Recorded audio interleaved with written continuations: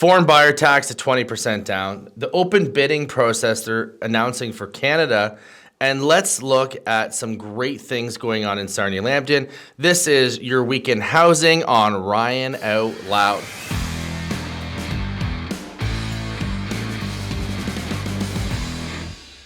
Let's look at the foreign buyer tax that's going all throughout the province. Let's look at open versus closed bidding, and then also some great new things that are happening here in Sarnia-Lambton.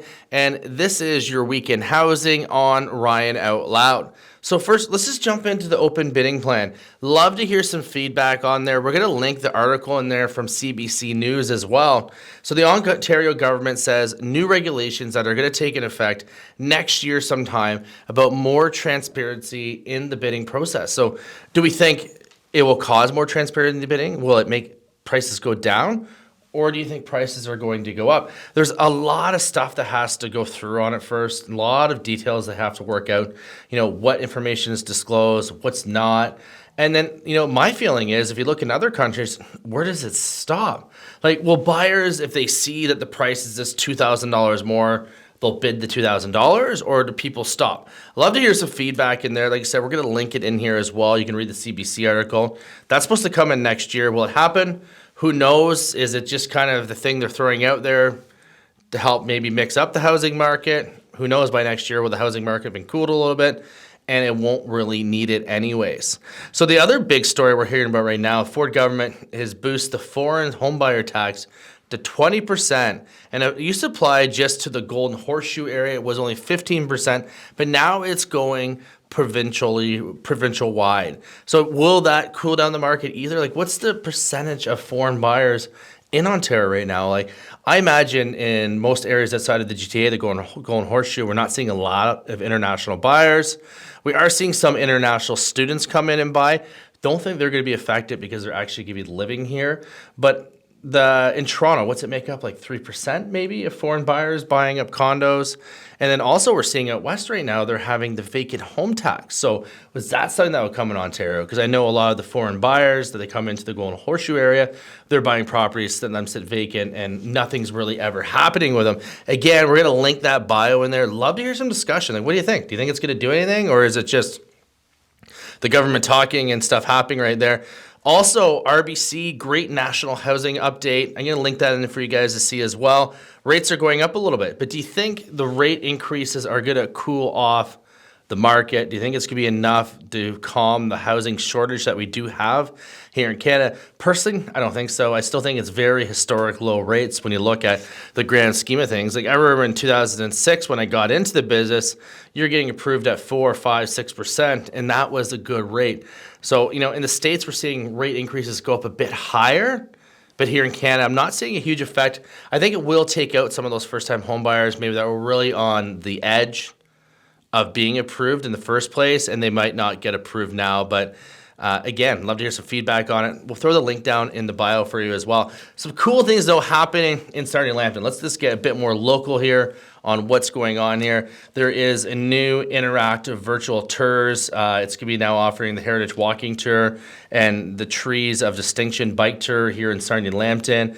Put the link in there for you can sign up. It looks pretty cool. There's going to be a virtual interactive map that comes on it as well. That came from kind of the COVID times of everything being virtual, which is pretty cool. So Lambton Shores, they're registering mandatory for short-term rental orders and owners in Lambton Shores. Kind of similar like what they've done something in Sarnia. Is that needed? There's about 300 short-term rentals in Lambton Shores. There's actually more short-term rentals in Lambton Shores than in the city of Sarnia. The city is trying to pass that bylaw right now. It is in the appeal process right now. I think one thing that taught us over COVID and all of this quarantines we had to do, the Airbnbs and the short-term rentals were actually very much needed. Ourselves, my wife and I, we own some. And when COVID started, a lot of our stuff canceled, but we ended up housing and isolating a lot of people. So it's really almost an essential service in some parts. But Lambton Shores, it's a lot of the waterfront, a lot of the cottages. That's where the debate's coming in there. We got a lot of people from the GTA coming in, buying those cottages as rentals. So is it going to go through? I don't know. It's just in the process.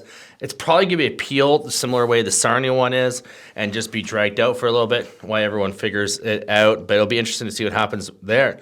Interesting thing in the school board. They're seeing enrollments down. It's declined quite a bit compared to last year and over the last few years. So they're talking of closing more schools down. Like, is that a good idea? Should we be closing more schools down? But if they're not, where they get the money for to keep them open on the lower rates? But also, at the same time, we're seeing Kamalaki. They just got $3.8 million in investment for the Ontario government. So we're going to see a huge build out there, which is amazing because that area there is really underserviced for school. And that's going to affect housing prices as well in that Arrow Village area to have more schools, better schools available. More people are going to want to move to that area. But same thing with the school enrollment down and schools closing. I know the south end of Sarnia, it's really affected that. We've had the high school move out, a lot of other schools move out. We had Skits move out, St. Pat's, I guess, as well. I think that affects property value. I think it looks at, the walk score of the area. Are we going to see that continue? That they're going to gut the south ends of the city and only move schools over there? Or, I don't know. What are they going to do? It'll be interesting to see how that goes.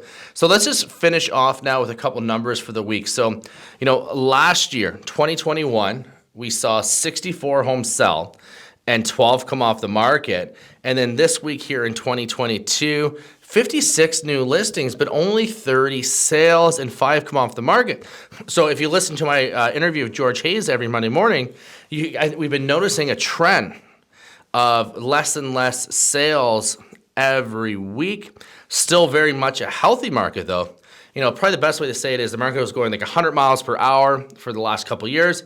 We're down to 90. So still a very healthy market. Still a great time to buy. Still a great time to sell. Still a great time to live in Sarnia-Lambton. Love some feedback. Love some DMs. What are you guys saying? What are you guys seeing in the market right now? How do you think these things are going to affect everything? And that was another week in housing on Ryan Out Loud.